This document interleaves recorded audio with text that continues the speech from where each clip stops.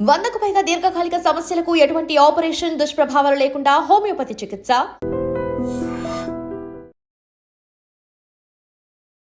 నమస్తే, welcome to healthy conversations with iDream media. నేను మీ Jhansi. So ఈ రోజు మనతో ఉన్నారు 40 ఏళ్లకు పైగా ఆయుర్వేద వైద్యంలో తనకంటూ ఒక ప్రత్యేక స్థానాన్ని ఏర్పరచుకున్న చిట్టుబొట్ల మధుసూదన్ శర్మ గారు.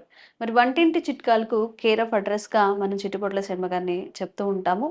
మోకాళ్ళ నొప్పులకు సంబంధించి ఇంట్లో ఏదైనా తయారు చేసుకునే రెసిపీస్ ఉన్నాయా? పైన లేపనాలు కానీ మెడిసినల్గా తీసుకునేవి కానీ ఏమైనా ఉన్నాయా? ఈరోజు అడిగి తెలుసుకుందాము. నమస్తే అండి. నమస్తే అమ్మా. సార్, చాలా మందికి ఇప్పుడు వయసు రీత్యా వచ్చే వ్యాధులు అనొచ్చు. అందులో మోకాళ్ళ నొప్పిని మనం ప్రధానంగా చూసుకోవచ్చు. బట్ ఇప్పుడు యంగ్‌గా ఉన్నప్పుడే 30-40 లోపే చాలా మందికి మోకాళ్ళ నొప్పులొస్తున్నాయి. అసలు మన జీవనశైలిలో మార్పుల వల్ల మోకాళ్ళ నొప్పులొస్తున్నాయా? మనం దీన్ని ఏదైనా సెటరేట్ చేసుకొని వాటిని న్యాచురల్‌గా తగ్గించుకునే మార్గాలు ఏదైనా ఉన్నాయా?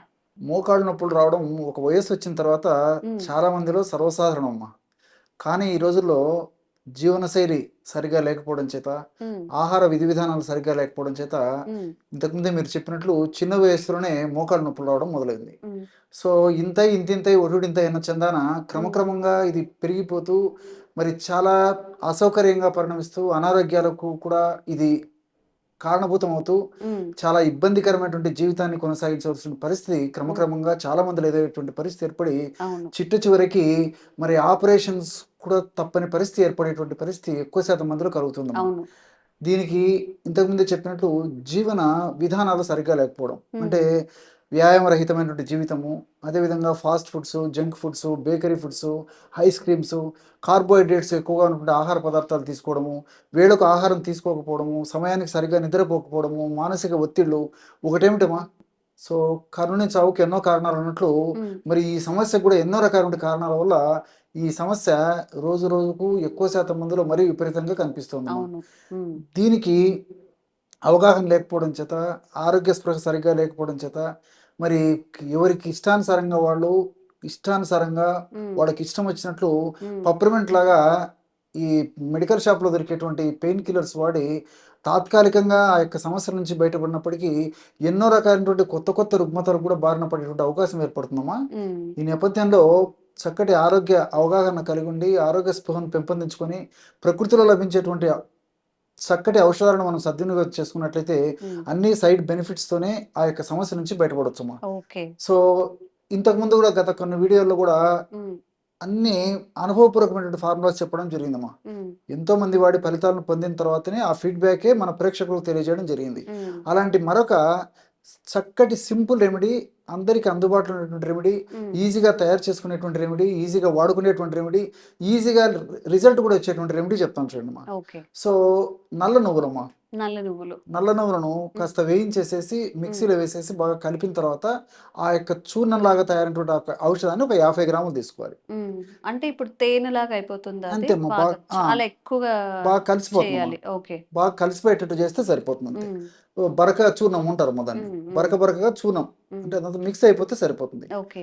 సో, ఒకవేళ నల్ల నువ్వులు సమయానికి దొరకకపోతే హ్మ్. ప్రత్యామ్నాయంగా తెల్ల నువ్వులైనా వాడుకోవచ్చమ్మా. హ్మ్.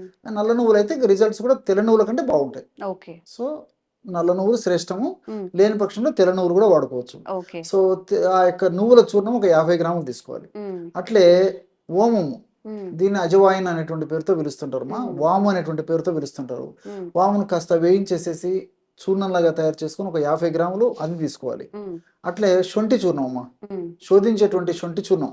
మనకు శొంఠి చూర్ణం మార్కెట్‌లో దొరుకుతుంది. శొంఠి కొమ్ములు మార్కెట్‌లో దొరుకుతాయి. హ్మ్. సో, శొంఠి యొక్క చూర్ణాన్ని ఒక 50 గ్రాములు తీసుకోవాలి. హ్మ్. చివరగా అశ్వగంధ చూర్ణం. హ్మ్.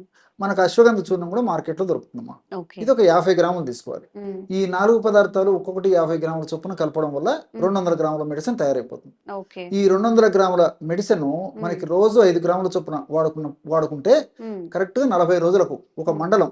హ్మ్. సర్వసాధారణంగా ఆయుర్వేద ఔషధాలు మినిమమ్ ఒక మండలం వాడాలని చెప్పి చెప్తుంటారమ్మా. ఓకే. సో, ఇది ఒక మండలానికి సరిపోతుంది. హ్మ్. సో, ఉదయం ఒక అర టీ స్పూన్ పొడి, రాత్రిపూట ఒక అర టీ స్పూన్ స్పూన్ పొడి. హ్మ్. ఆహారానికి ఒక 10-15 నిమిషాల ముందు నోట్లో వేసుకొని నీళ్ళని తాగొచ్చు, లేకపోతే కాస్త పాలలో కలిపి తీసుకోవచ్చు, తేనెతో కలిపి తీసుకోవచ్చు, ఎలాగైనా వాడుకోవచ్చమ్మా. ఎన్ని రోజులు వాడాల్సి ఉంటుంది? ఇది ఎక్కువ రోజులు వాడినప్పటికీ ఎలాంటి ఇబ్బంది ఉండదమ్మా. 3 మాసాలు 4 మాసాలు ఇంకా ఎక్కువ రోజులు కూడా వాడుకోవచ్చమ్మా. ఎక్కువ రోజులు వాడిన ఇబ్బంది ఉండదు. కానీ ఇక్కడ మీరు గమనించాల్సింది ఏంటంటే శొంఠి వేడి చేసేటువంటి గుణం ఉంది, నువ్వులకి వేడి చేసేటువంటి గుణం ఉంది, వాముకు వేడి చేసేటువంటి గుణం ఉంది. సో కొంతమంది శరీర తత్వాన్ని అనుసరించి మరి హాఫ్ టీ స్పూన్ అంటే 2.5 గ్రామ్స్ ఒక పూటకి, అంటే రోజుకి ఒక 5 గ్రాముల చొప్పున తీసుకున్నటువంటి వాళ్ళలో కొంతమందిలో మాత్రం వేడి చేసేటువంటి తత్వం ఉండి వేడి గుణం ఉండేటువంటి వాళ్ళలో వేడి లక్షణాలు ఉత్పత్తి అవుతుంటాయి. సో ఈ నువ్వులు, వాము, శొంఠి సర్వసాధారణంగా వేడి గుణాలు ఉంటాయమ్మా. సో సర్వసాధారణంగా వేడి తత్వం ఉండి వేడి చేసేటువంటి తత్వం ఉన్నటువంటి వాళ్ళలో అయితే కొంతమందిలో ఈ యొక్క ఔషధం వాడుకోవడం వల్ల, అంటే ఈ డోస్ అమ్మా, సో ఔషధం అయితే మంచిదే, కొంచెం డోస్ ఎక్కువ తీసుకోవడం వల్ల కొంతమంది వేడి లక్షణాలు ఉత్పత్తి అవుతుంటాయి. అంటే కళ్ళు మంటలుగా ఉండడము, కాళ్ళు చేతులు మంటలుగా ఉండడము, మలమూత్రాలు కొద్దిగా మంటగా ఉండడము, ఇలాంటి కొంతమందిలో కలుగుతుంటాయి అనమాట. అటువంటి పరిస్థితి ఏదైనా ఉంటే అలాంటి వాళ్ళు 1/2 టీ స్పూన్ కాకుండా ఒక 1/4 టీ స్పూన్ వాడితే సరిపోతుందమ్మా. అంతేగాని ఔషధాన్ని అయితే మానేయాల్సినటువంటి అవసరం లేదు. అటువంటి లక్షణాలు ఏదన్నా వచ్చేటువంటి సూచన నుండి వచ్చినట్లయితే మరి ఆ యొక్క ఔషధాన్ని డోస్ తగ్గించుకొని వాడుకోవడం వల్ల ఎలాంటి ఇబ్బంది ఉండదు. 40 రోజుల మెడిసిన్ మరి ఇంచుమించు 80 రోజుల దాకా కూడా వాడుకోవచ్చు. సో ఈ విధంగా ఫ్రెష్ గా తయారు చేసుకుని ఆ యొక్క నేను చెప్పినటువంటి పద్ధతిలో 50 గ్రాములు 50 గ్రాములు 50 గ్రాములు 50 గ్రాములు టోటల్ 200 గ్రాముల ఔషధం తయారై చేసుకొని అది అయిపోయిన తర్వాత మరలా ఫ్రెష్గా తయారు చేసుకొని వాడుకుంటున్నారమ్మా. దీర్ఘకాలం పాటు వాడినప్పటికీ అన్ని మనకి సైడ్ బెనిఫిట్స్ ఉంటాయమ్మా. ఉదాహరణకి నువ్వుల్లో ఉన్నటువంటి లిగ్నాను ఇలాంటి ఔషధాలు కూడా ఇలాంటి రసాయన పదార్థాలు కూడా ప్రత్యక్షంగా పరోక్షంగా మోకాళ్ళలో గుజ్జు త్వరగా అరిగిపోకుండా, మోకాళ్ళలో గుజ్జు బాగా ఉత్పత్తి అయ్యేందుకు, అదేవిధంగా మోకాళ్ళలో గుజ్జు సక్రమంగా పనిచేసేందుకు చాలా చక్కగా ఉపయోగపడేటువంటి పరిస్థితి ఈ లిగ్నాన్స్ వల్ల కలుగుతుంటుందమ్మా. అదేవిధంగా శొంఠిలో షాగోలు, జింజరాలు అనేటువంటి రసాయన పదార్థాలు కూడా నొప్పిని తగ్గించేందుకు చాలా అద్భుతంగా పనిచేస్తాయి. అంతేకాకుండా ఈ నొప్పి అనేటువంటి ప్రక్రియ జరిగేటప్పుడు ఆ నొప్పి అనేటువంటి ప్రక్రియ జరిగేటువంటి భాగంగా ఆ ప్రాంతంలో మోకాళ్ళ భాగంలో IL-2, అదేవిధంగా IL-2 తర్వాత ప్రోస్టాగ్లాండిన్స్ ఇలాంటివన్నీ అనేక రకాలైన రసాయన పదార్థాలు ఉత్పత్తి అవుతుంటాయమ్మా. ఇవన్నీ కూడా హానికారకమైన రసాయన పదార్థాలు. ఈ హానికారకమైన రసాయన పదార్థాల యొక్క ప్రభావం చేతనే నొప్పి, పోటు, సలుపు, బాధ ఇవన్నీ విపరీతంగా పెరిగిపోతుంటాయి అనమాట.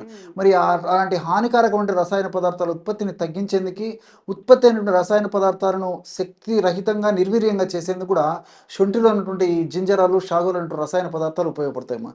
అదేవిధంగా వాములో ఉన్నటువంటి థైమాలు, థైమక్విన్ అనేటువంటి రసాయన పదార్థాలు, అశ్వగంధలో ఉన్నటువంటి విథనాలు ఇలాంటి రసాయన పదార్థాలు ఇవన్నీ కూడా ప్రత్యక్షంగా పరోక్షంగా మోకాళ్ళ నొప్పులు తగ్గేందుకే కాకుండా మోకాళ్ళ భాగంలో చక్కటి రక్త సరఫరాను కలగజేసి, అదేవిధంగా చక్కటి పోషకాంశాలను అందజేసి, ఆ మోకాళ్ళ భాగంలోకి చక్కటి ఆక్సిజన్ అందజేసి, ఆ మోకాళ్ళ భాగంలో తయారైనటువంటి చెడు పదార్థాలంటే బయటకు తొలగించేందుకు కూడా చాలా చక్కగా ఉపయోగపడతాయి. కాబట్టి అన్ని రకాలుగా ఈ యొక్క ఔషధం వల్ల సైడ్ బెనిఫిట్స్ ఉంటాయమ్మా.